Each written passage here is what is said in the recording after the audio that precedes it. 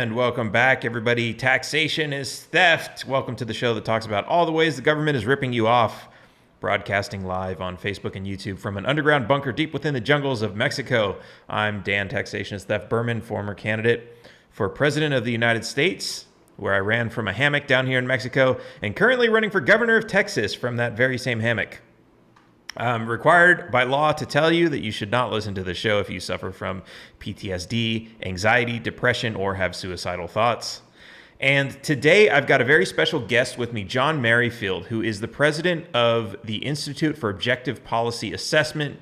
He is a retired professor of 32 years from a professor of economics from UT San Antonio.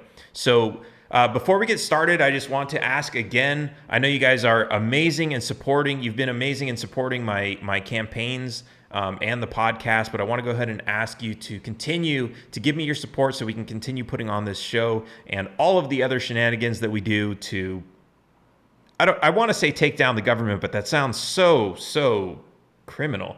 All of the things that we do to make people realize that taxation is theft, not just here, but around the world.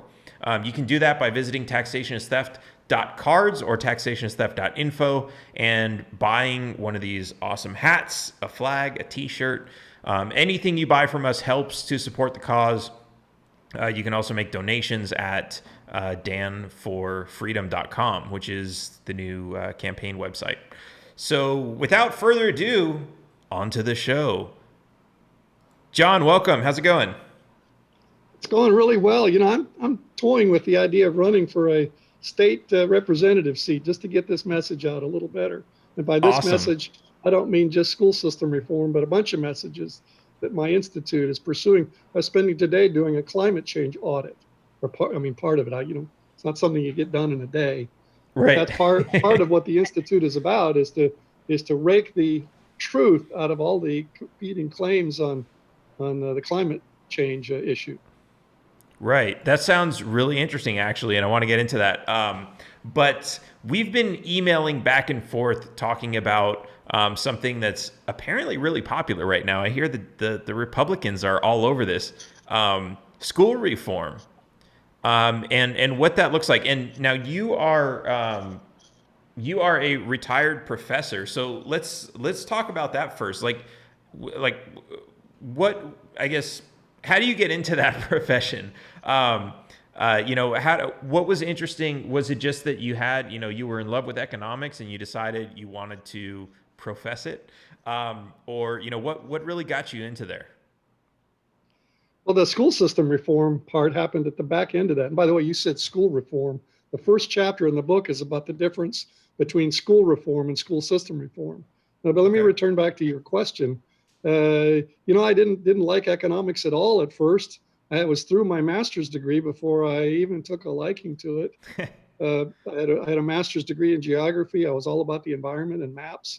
And then I discovered that if I was going to make much sense out of things, I had to figure out how people deal with scarcity, because that drives nearly all decision making. So at the PhD level, I decided to get a degree in economics, in particular environmental economics. And that's one of the things that I still do. But sort of 15 years into the 32 that I spent at UT San Antonio, I discovered some writings on the school system issue, which were just basically utter drivel. And much of it still is, because it suffers from what our population suffers from, namely economic illiteracy.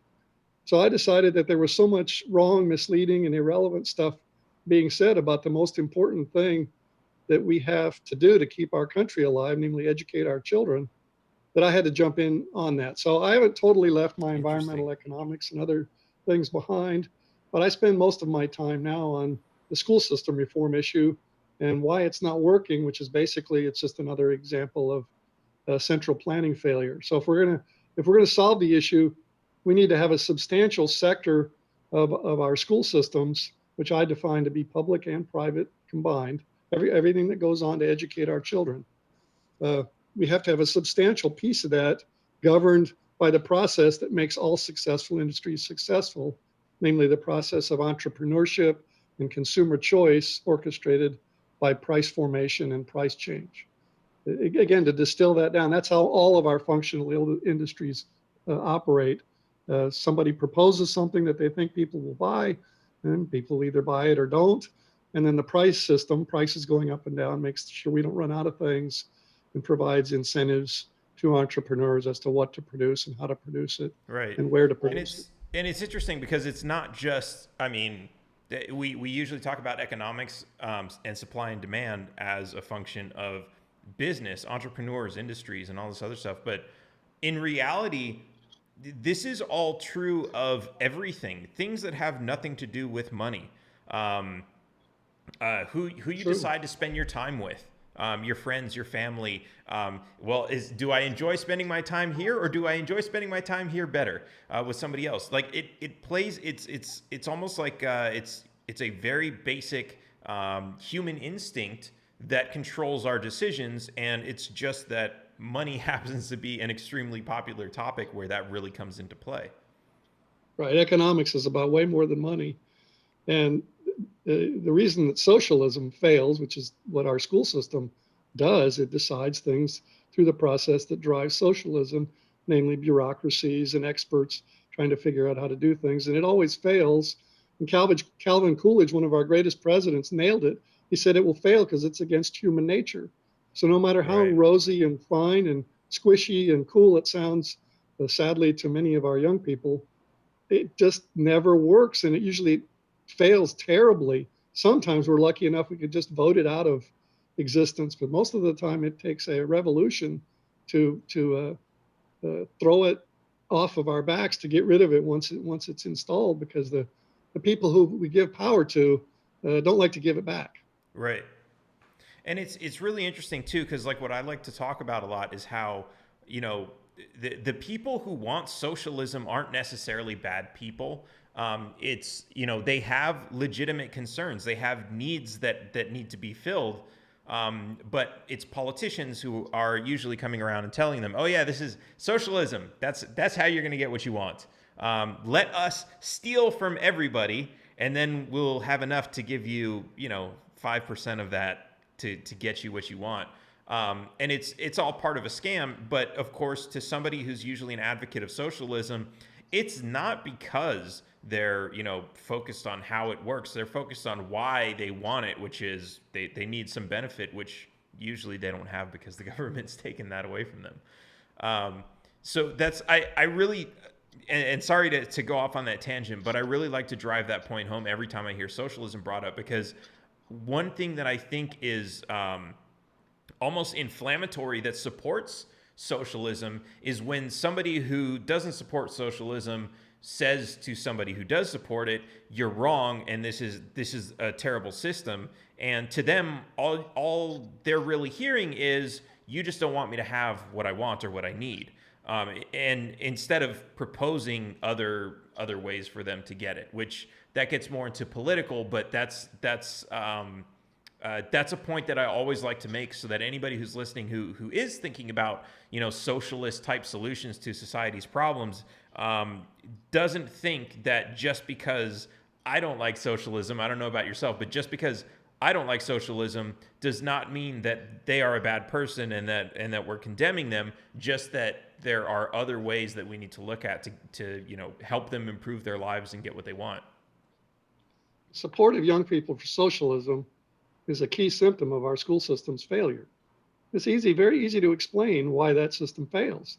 It provides perverse incentives. It incentivizes people to do bad things, including understating what their ability to produce is and to overstate their so-called needs. And it just doesn't work because it doesn't solve the problems of figuring out how to produce things, where to produce them, and how to distribute them in a way that incentivizes high productivity.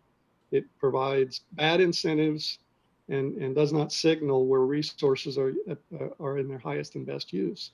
So the fact That's that a lot of young people, and more young people than in any other demographic, support it is just a sign that our school system is totally broken. And there are plenty of signs like that, right. including what a lot of people don't understand is we've created a system that makes it very, very difficult to be a successful teacher. So regardless of how devoted to the craft some people are, and the vast majority of the teachers are devoted to it, they can't succeed because they're put in a position where it's very difficult to do what it is they're being asked to do. Children are sorted only by neighborhood and by age. It's just absurd. There are many children that are younger than others that are at the same level that they are academically in different subjects. And so if we put teachers in a situation where students are not sorted by any kind of ability, and by the way, I don't believe in tracking. Students differ in their ability by subject. So Right. there's no such thing, or there's very little of, hey, somebody's really smart and somebody's not. They're really smart at some things than Well, others. and It's the this same is thing about, I did make one final. It's the same thing about expertise that people are touting in our response to the pandemic. Expertise is very narrow. So no one's an expert at everything. If you're an expert at a very narrow thing, that's pretty good, but that doesn't make you able to dictate policies to others. There are many experts that bear on any given decision. right. Yeah, you can be an expert in one field, but not an expert in the Right. individual's rights, and have Yeah. complete disregard for that. But it's interesting because this is something that I've always seen, and this is I guess another play on economics in a non-monetary fashion, where a lot of it, and especially like I know this from my own development. I totally failed at school because they were teaching me things that I didn't want to learn, and I was not even trying. But at the same time, I was really interested in computers and video games and science and math and all this other stuff. So much so that I was even learning math and science outside of school, not even realizing that I was learning, but just doing research because I was interested to know things. Turned out that's actually learning, and learning to We're program and engaged. do this. And that's what I liked. I know other students liked playing football, and that, like, I have, as much as I don't play sports ball or pay attention to any of these things, I actually do have some respect for the fact that there's strategy involved in that. And some of these kids who are really interested in that, they learned from that. They learned, the call it the art of war or whatever. They learned very intricate strategies about this, which of course these are strategies that later could be applied to business and other things in their lives. But what the school system always tries to do is one size fits all, like you said. Distribute the education by zip code or city or whatever, instead of saying, okay, well, if these kids are really good at math, let's put them in a math school, and if these kids are really good at English, put them, I guess we should say English literature, put them in a school for that, creative writing and that sort of thing, and teach That's them, allow them to learn what they want to learn. exactly. We don't want to put them there. We want them to put themselves there. Right, Because if we give them the power to put people there, they often make mistakes because no one knows the child any better than their parents do. Uh, right. And so another interesting point you made was, uh, which I this one is I don't know. This could be a huge topic on its own, but talking about undervaluing your own production, I think you said your own ability to produce, which is, I see this, and I had this struggle, when I was growing up, that I guess I never had the self esteem or the I guess the foresight that anything I could produce would be worth anything. I never had this vision that, that, like, when they were showing me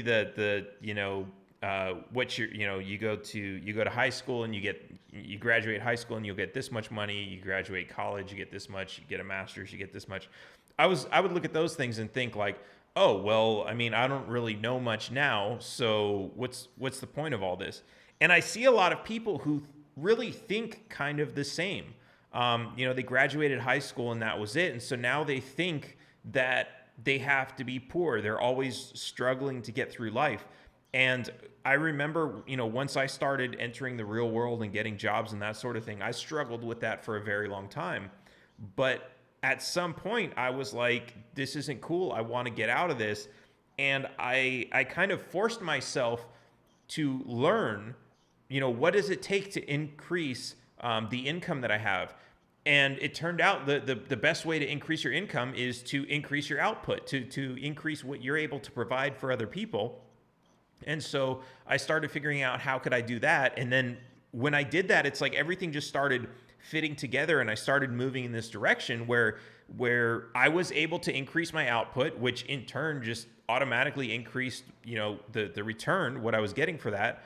And it wasn't anything magic. It's like all I had to do was just get this nonsense out of my head, that was telling me, like, no, you can't do this. You're not Superman. You're not a celebrity. You're not any of these people. So therefore, you can't do that. And I think that's I think it's absolutely terrible. And I know it hits a lot of people, and I see it, and I hear people say these things about how they're not, oh yeah, well, I'm going to work at a restaurant for the rest of my life, and so therefore we need to fix the rest of the economy because it doesn't serve people like me.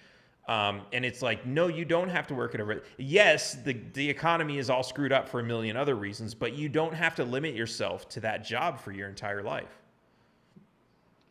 Yeah, that's right. You make a good point there indirectly, namely when you specialize in something, you suddenly become more productive and you can make a good living. But one thing we can't specialize in, or we shouldn't, to our peril, is our participation in the political process. That's how a failure to reform our school systems is going to bring us down. We're going to turn into Venezuela or Greece or North Korea because people won't know the difference often enough between bad policies and good. See, a lot of people ask, well, if we're so dumb, why are we so rich? Well, because most people can figure out a way to make a living without knowing a whole lot about a lot of things. They know a lot about one or two things, and they bump up their productivity, just like the example that you described, and suddenly they're doing Right. okay, and they're wondering, why they thought they couldn't do okay from where they started out. Anybody can make a good living starting from the person at the desk at McDonald's. You become the manager by working hard, and then suddenly you become the manager of the managers, and pretty soon you're doing really well, even though you thought you couldn't. I mean, the story you gave. But Right. unfortunately, that degree of specialization in how to do one job or one kind of job doesn't help you participate in society. And we all have to participate in society. And the government's gotten so big that we do specialize in how we participate when we participate at all. And in a lot of areas, we let other people determine our fate by not voting at all, or by, worst of all, voting, but for something that's not in our self-interest because we don't understand it well enough. We need Right. to improve the effectiveness of our school systems to avoid enacting terrible policies that will turn us into a third world country. So now We see you that going mentioned, on now. yeah, Just, you mentioned. Sorry, go ahead.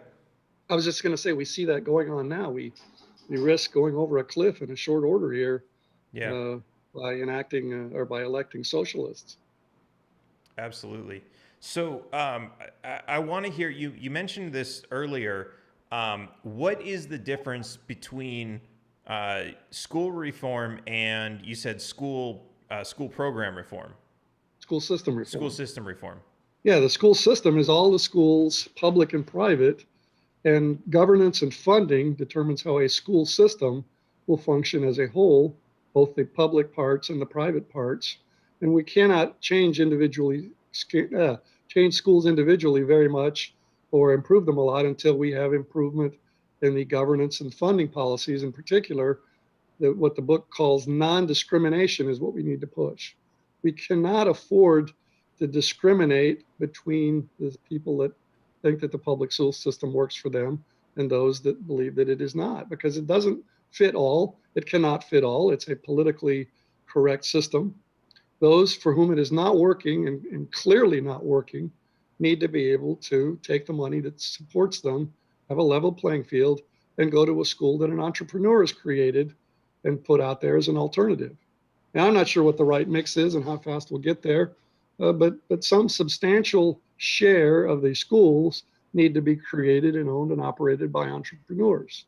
We're not going to get rid of the public school system. If they went away, that'd be fine with me, but that's not going to happen.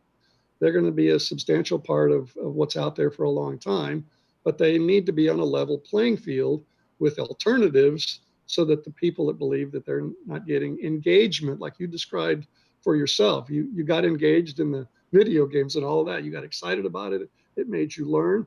Well, the students and their families who are not engaged need to have an alternative so that they can be, because you're not going to learn anything. Economists call it a production a co-production process. You're not going to learn anything, you and the teacher together, unless you're both engaged in the process. You can't lecture to somebody or wag your finger at somebody and tell them things and make them learn it. They'll only learn it if they want to, which means they have to be engaged. They have to see a reason to want to learn it. And then that often that just doesn't happen in a one size, an attempt at a one size fits all system. It doesn't fit all. Look at the last two pieces of federal legislation. They basically both have the same title. Every Student Succeeds Act, that's the most recent one, and No Child Left Behind. Both of them tell you all you need to know. We are leaving children behind, and every student is not succeeding. So we need to provide an exit for them, which will be a catalytic in terms of changing the school system. We desperately need to change the menu of schooling options so that that menu is as diverse as our school children.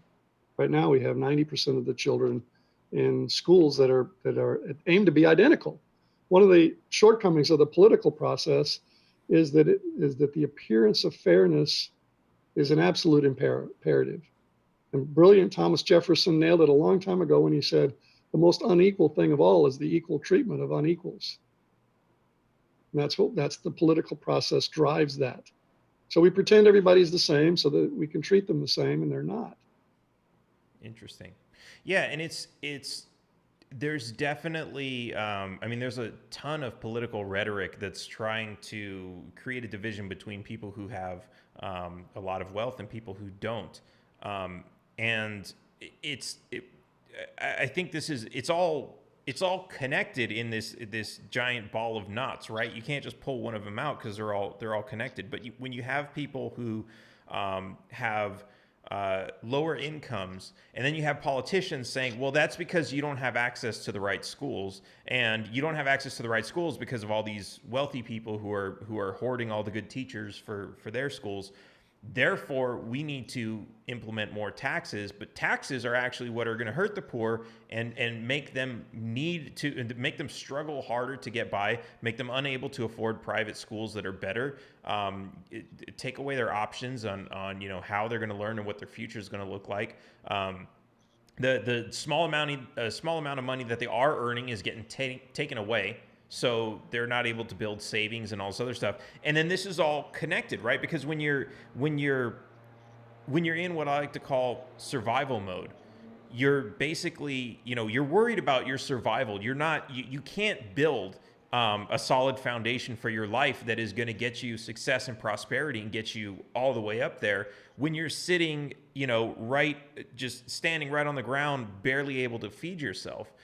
You're more concerned about the immediate needs and not able to look too far into your future. So I think like that pressure that's put on people is a tremendous detriment to them being able to move forward. And then the politicians, like I said, come along and take advantage of that and say, oh, well, it's not because we're taking everything from you. It's not because we're forcing you down to this low level of income and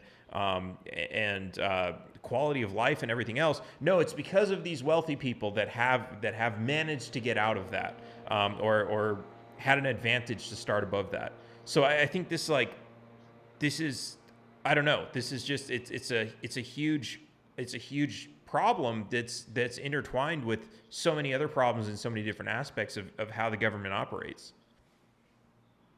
It's a stunning thing. If you look at a carefully drawn map with lots of zip codes or census tracts and you shade them by income, you'll discover that we've created a system that causes the better off people. Wealthy is too strong a term. There aren't that many people that are rich enough to not care what a school costs them, and private school tuition. They just whatever.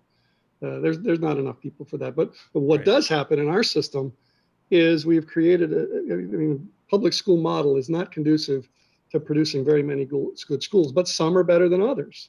And because some are better than others, the people with the most money compete for the homes next to the better schools. Right? That's how you pay for schooling now. It's so free. No, it's not. It's free in terms of your taxes paid to put the people there. By the way, a lot of taxes and a lot of money. Even the worst schools have well over $10,000 per student per year, more than enough to succeed with a better business model. But what happens is is the people with money compete to buy the better homes near the better schools, leaving the poorest people behind next to the worst schools. And often schools that are so bad that they're just utterly dysfunctional. The incentives are all wrong in the public school system. And if you add to that the fact that everybody going there is poor and the teachers are either the youngest or the worst that nobody else wants, you've created a recipe for the disaster that we have, which has been repeatedly called by the strongest of terms, nation at risk. I encourage your viewers to Google that. They'll come up with a 1983 report that had very strong language for how bad our school system is. And if you go to schoolsystemreformstudies.net, you'll find 5 additional studies that basically say the same thing from the same nonpartisan perspective. So we've had 6 nation at risk declarations, and yet we persist in wishing, hoping somehow that the current process will somehow suddenly start to succeed, where it's hope against all experience at several levels, including the main level that I come at it from, namely central planning has never produced a good industry for doing anything, and yet all the school systems of the world are relying on that process to do the most important thing of all in terms of continuing their societies, namely the education of their children. And we're going to lose ours. That's what I'm afraid of if we keep cranking out young people that think socialism is cool. Right. Yeah, I'm just reading some of the comments here. Karen is saying reading practices have destroyed 3 generations of our youth. And Alexander is saying promote trade schools. Yeah, trade schools are, it's another great example of specialization. But, going back to your point about how specialization isn't necessarily the answer, it's like, and this is kind of like, so even outside of specialization, specialization is the answer. Well, not for political participation, but for deciding how you're going to make a living. Schools need to be specialized in order to engage students in learning. We can't try to do everything for everybody. Right. Well, I agree, but at the same time, if you specialize too much, you're kind of putting all your eggs in one basket, right? Because you have, you could, for example, specialize in a type of, car repair, right? Right. You can't assign children. Well, yeah, you can't assign children to schools that are specialized. That's the reason that they're not specialized now, is because all the public schools, not charter schools, but all the other public schools, the vast majority, have attendance zones. If you live in that zone, you're assigned to a certain school.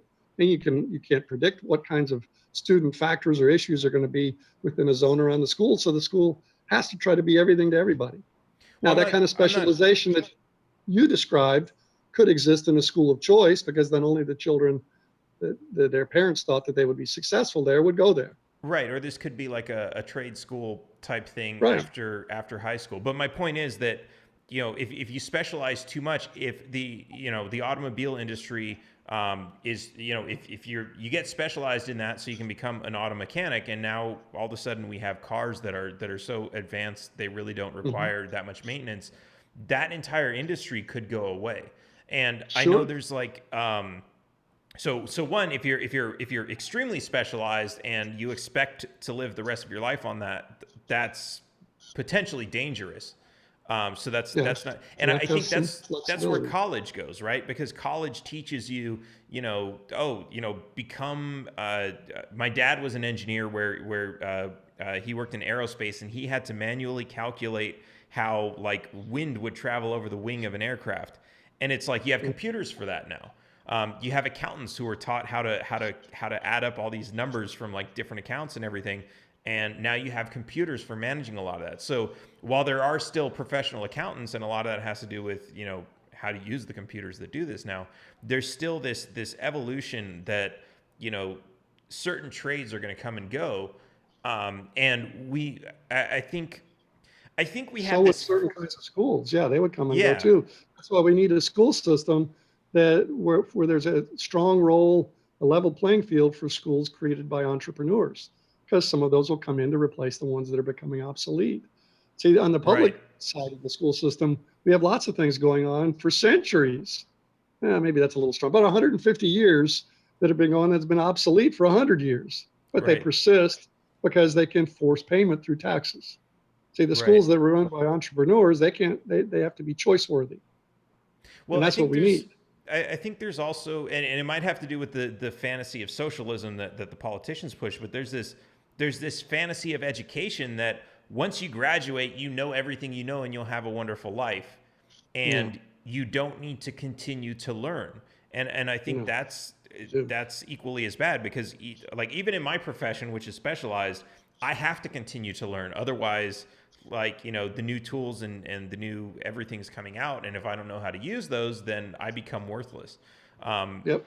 and it could be an entire industry that goes away, like I said about auto mechanics. So I think there's like this fantasy of like education is great, don't get me wrong, but there's a fantasy about how great it is that I think is overemphasized, especially when you talk about like let's say trade schools or job training, where you if you just want to focus on learning to be a productive member of society. I hate that term, but if that's what you like, if you skip school and go straight to employment training and you have an internship, you will learn and you will become more productive more quickly than if you're in school. But of course, there are other things in school, maybe not in public school, that you can learn that are very interesting, that are just going to help make your life better. And actually, I would say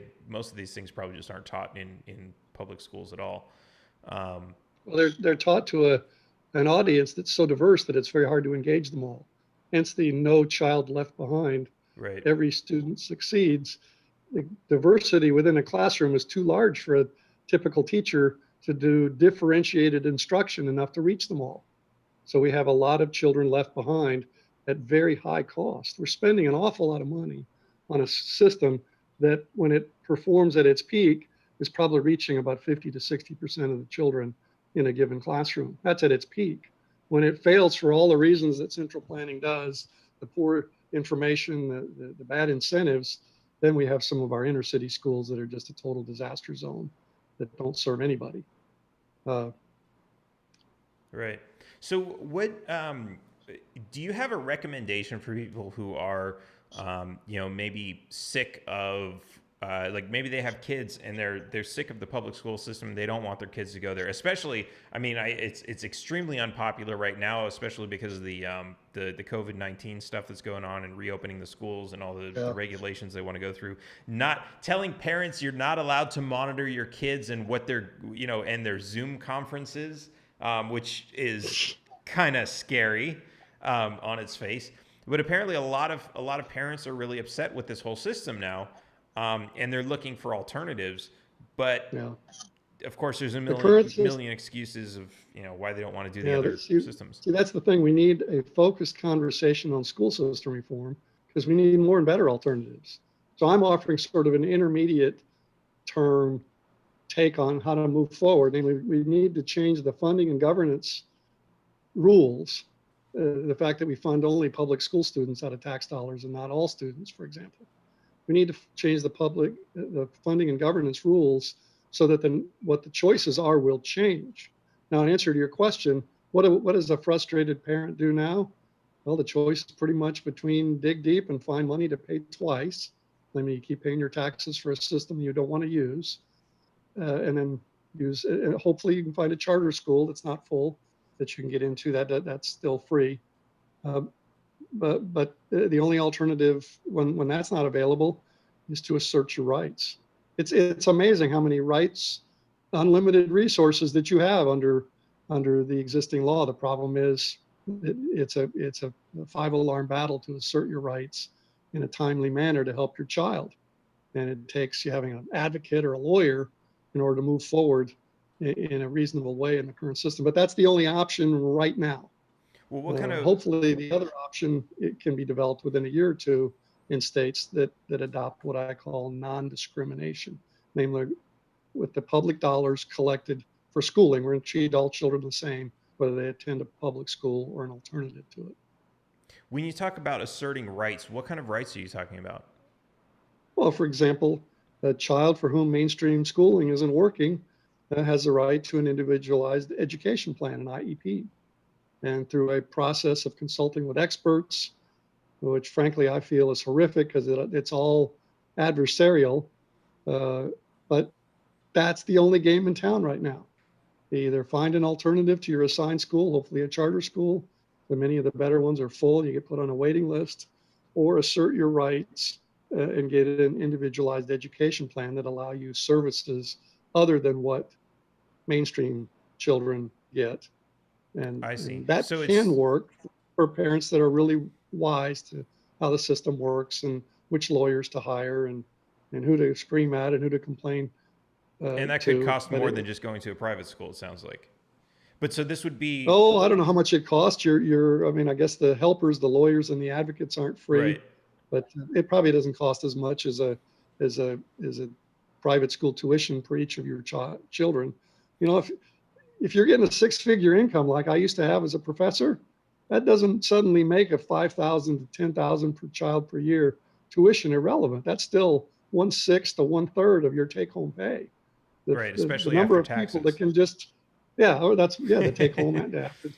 The number of people for whom a private school tuition is irrelevant, or is like, okay, fine, well, we'll go to private schools, is very, very small. And that's why the private school system, or the private sector of our existing school system is very, very small.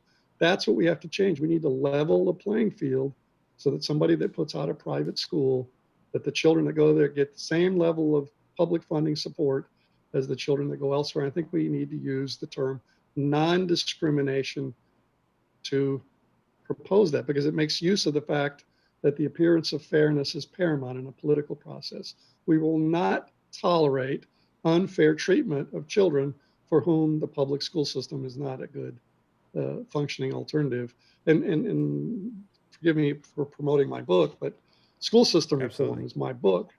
And that's I think the basis of a focused conversation. That's what we need on how to realize the school system that we can realize in a short amount of time. The how is the critical thing. We're stuck on weather, not the kind, not rain and snow, not that kind of weather. WHETHER. Right. We're stuck in America on whether to have transformational school system reform. We need to get past that. We need to get to how to do it.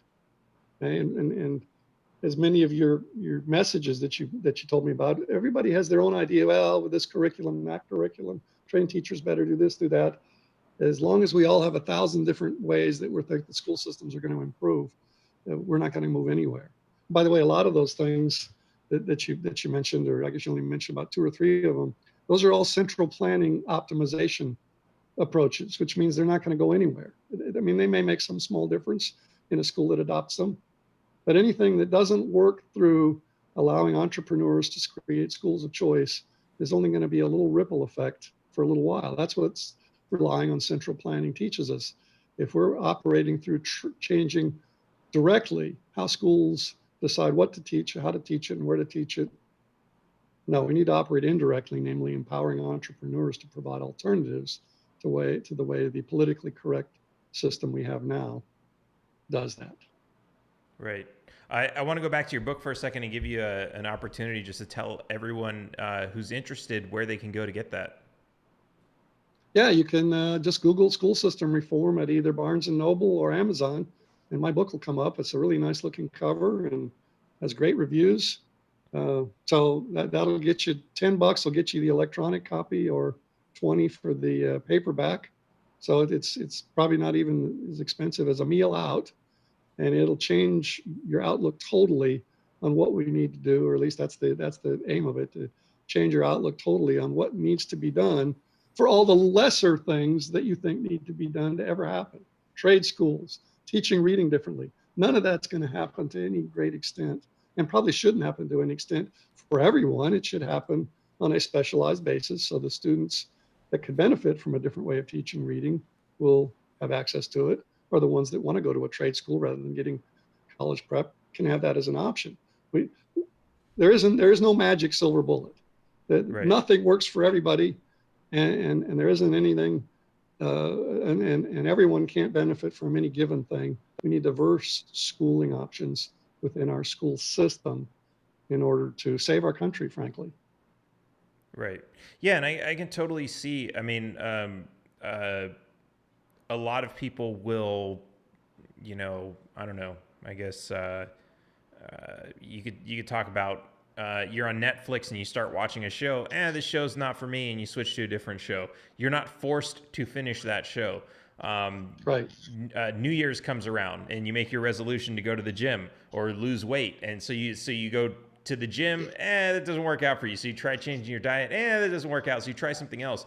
And it's really with school. We don't really have that option. We should be able to say, okay, well, we tried this thing, it didn't work. Let's try something else. And when you find something that your kids really enjoy and is working for them, and they're able to learn, that's really what we need to stick with. We shouldn't just throw your kids to the wolves and see how they do. It's terrible, and yeah, that's the central planning that you're talking about. We Yeah, have the if you're sending your kid to the assigned school and he or she is doing great, great. I mean, awesome, great. It probably when it's a good school, one of the better schools in the system, probably works pretty well at a too high a cost, but it usually works pretty well for about half the kids sent there.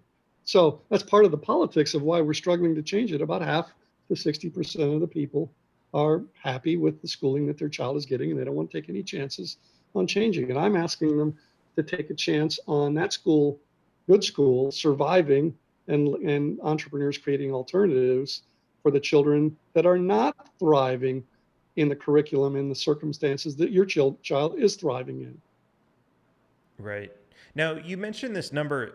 So a private school is about 10,000 per year for a student. Is Oh, that it right? varies. You go to a parochial school and you can Right. get $4, 5, $6,000 per child per year. But even that multiplied by 2 or 3 children takes an awfully large bite out of the vast Right. majority of income. But what does well, so first I want to know, what does a public school, because I've heard public schools spend something like $30,000 per student No, that's on the to high end. There are schools like that do that. The national average is for the whole system, including the DOE and all the state bureaucracies. If you divide all the money spent on K through 12 by the number of children in public schools, you get about 13,000 a year. So okay. if you multiply that by say 20 to figure out how much money stands behind a classroom, you can come up with $260,000, which is way more than the teacher is getting. Okay, so where does the rest of that money go? Well, it goes to those bureaucracies and to lots of aids and lots of a lot of things. Right. And so that's what I meant by, even if your child is doing well and the schooling that he or she is getting is pretty good, it probably costs way more than it could under a more competitive and more of a dynamic, flexible system. But okay, we can, that terrible schooling at a lower price is not what we're after. What we're after is better schooling, even if we have to keep the price the same for the time being. Again, I'm in non-discrimination. Let's change one thing at a time, so we make sure we do it. And that one thing is that the same amount of money, public money, follows a child wherever he and she thinks through their parents would work best for them. And a key aspect that a lot of people don't consider or think is important for the price system to do its magic, and I mean literally, it's almost magic.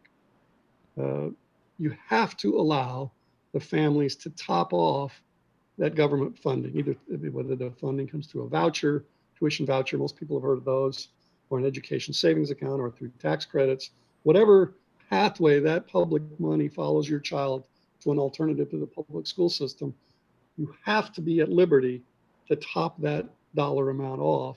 So that, for example, let's say you have a tuition voucher worth $8,000 a year, and you want to send your daughter to a school that charges $9,000 a year. Well, 8,000 plus 1,000 from you, that's the top off. A lot of people object to that.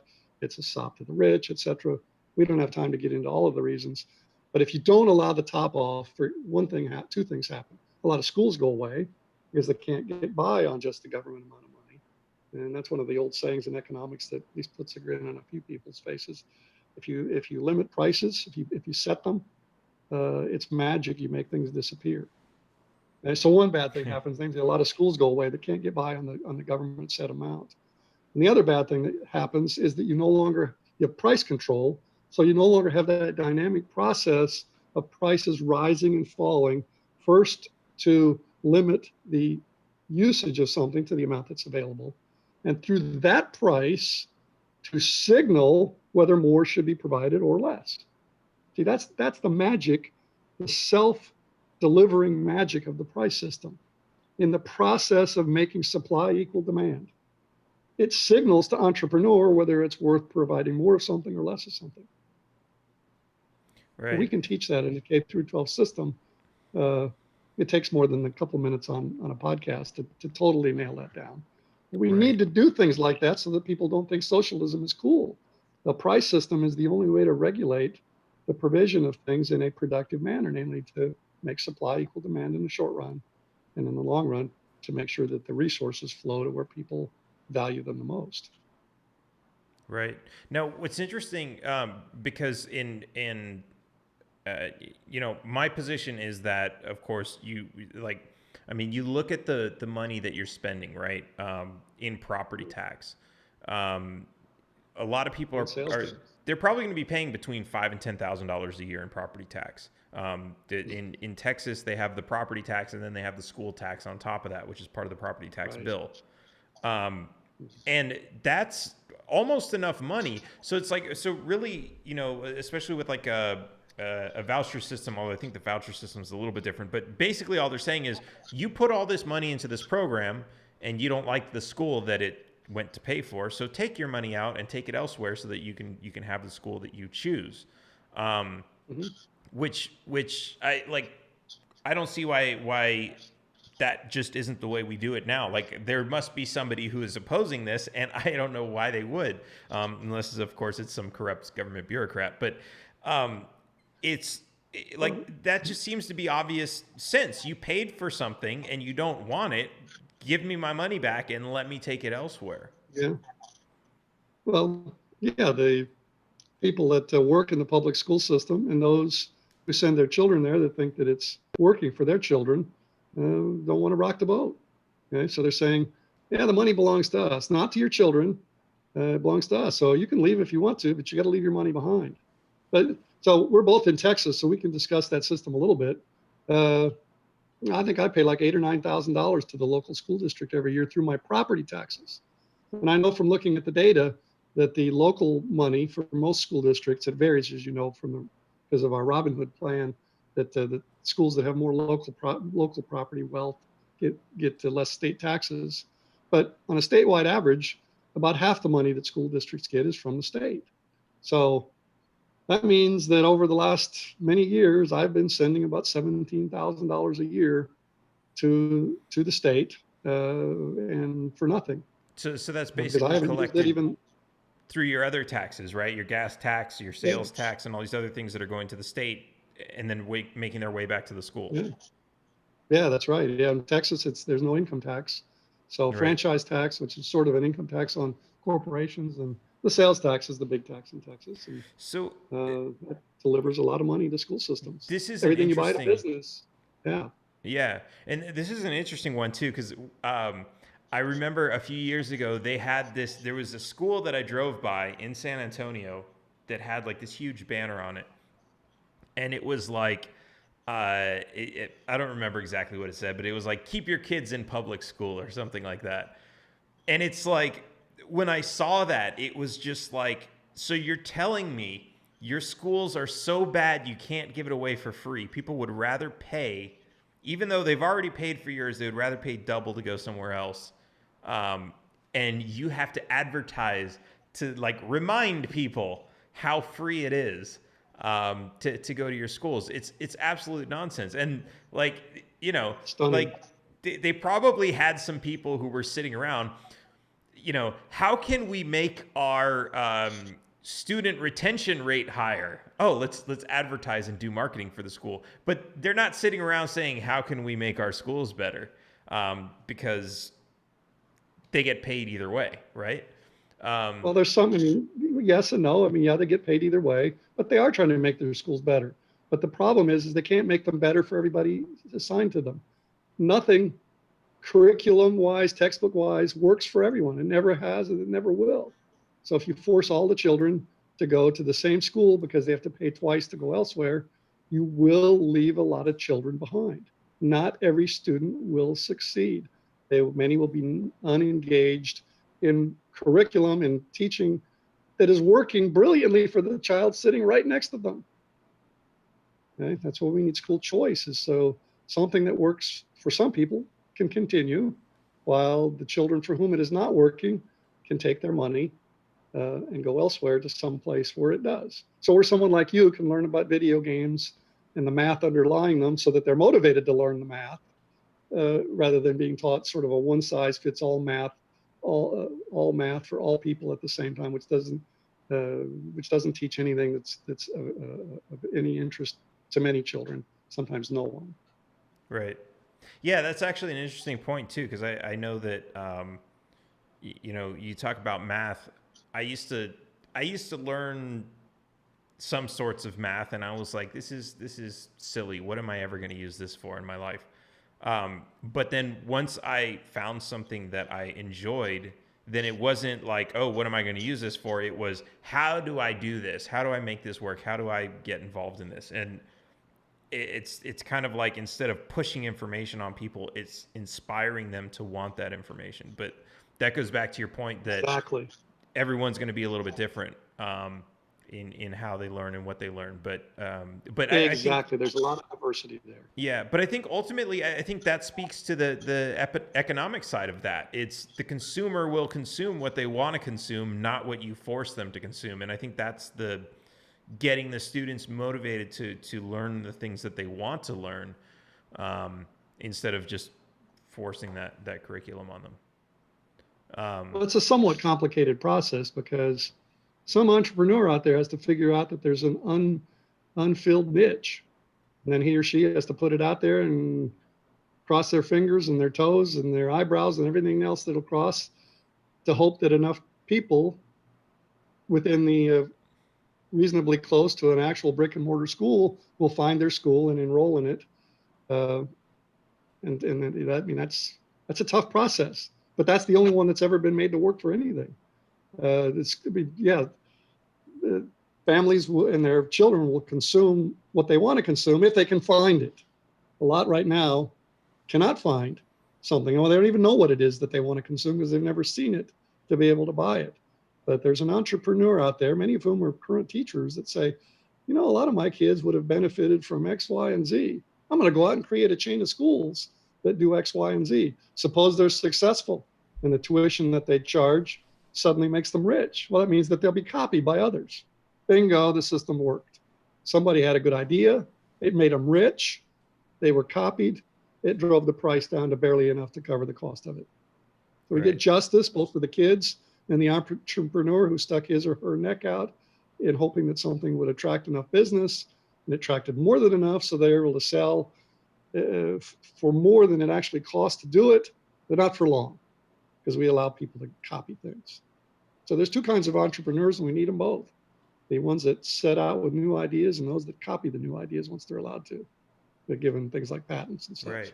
So we're coming towards the end of the show, and I want to wrap this up. But something you just said kind of put a thought in my head. So I want to talk about this for a minute, if you've got the time.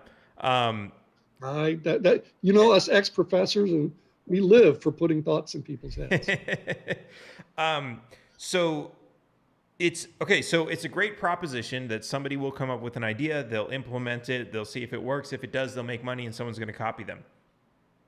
The question always is, why don't this is I guess the socialist coming to the libertarian saying, well, if that would work, then why aren't they already doing that now? Now, of course, that some people are doing that, but unlevel playing field is the short answer. Right. And so and you touched on a couple of these points, but there's legality, right? Can you just take your kids out and put them in any school?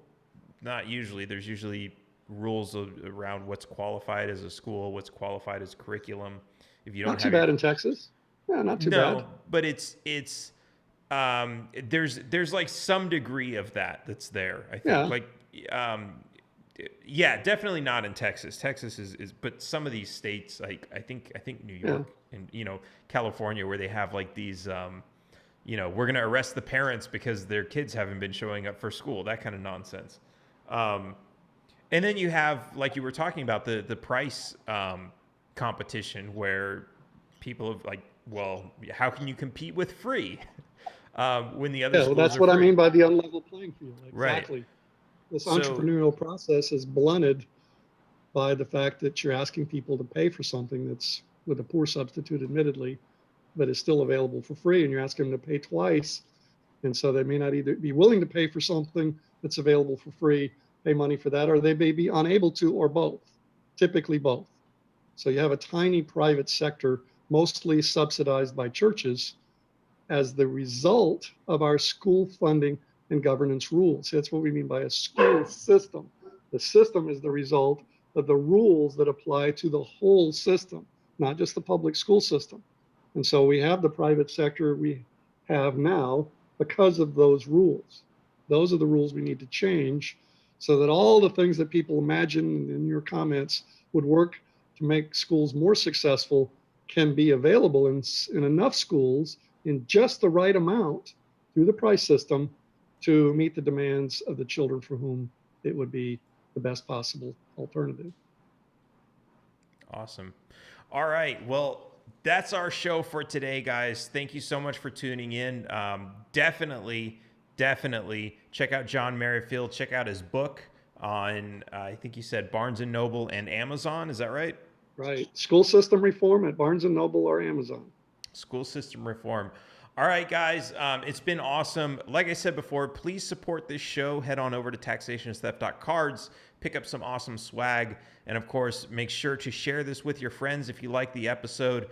Make sure you subscribe so you can get all of the future episodes that we're coming up with. We got some really great content that's going to be coming out in the next couple weeks for you. You definitely don't want to miss it. And until I see you next time, taxation is theft. I'll see you around, guys. Yeah, let's do this again sometime. Absolutely. All right. Make sure you send me your catalog.